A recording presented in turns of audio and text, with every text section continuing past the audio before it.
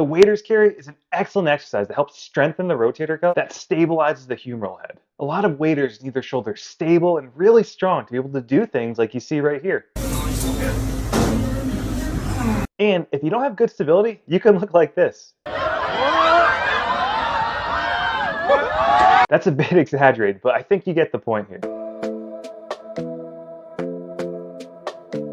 These 4 fast steps is a shoulder strength progression, starting from the easiest, going all the way to the most difficult. And even if you're not a waiter, stick around because this is going to help you bulletproof your shoulder joint. It can also help reduce clicking and even catching, and increase your lifting numbers when it comes to bench press or overhead press. Step number 1 is bottoms down kettlebell carry, which is the baseline starting point for building up good shoulder strength. Now, what you want to do is you want to keep the kettlebell close to the body, almost as if you're performing a kettlebell front squat. And as well as that, you want to keep your elbow tucked by your side to protect that shoulder joint. Very simply, just perform walks here for about 30 to 60 seconds. And you want to do this in one direction, then turn around and walk back. Now, if this is easy, progress to step number 2. Step number 2 is bottoms up kettlebell carry, which is going to simply involve flipping the kettlebell upside down and performing the same type of exercise. Now, all this means is you're going to be actually holding the kettlebell upside down by the handle itself. This is going to require more wrist, elbow, and shoulder stability in order to perform properly. And this will challenge the small muscles that really control the joint.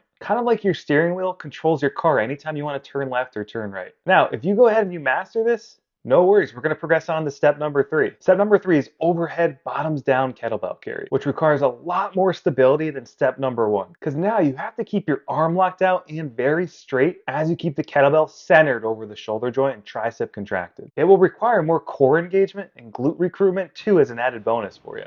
Now, if you've done steps 1 to 3 and you're like, hey, this is pretty easy, you're going to progress on to step number 4. And if you can do step number 4 here, you're in a very good place with very good shoulder strength and stability.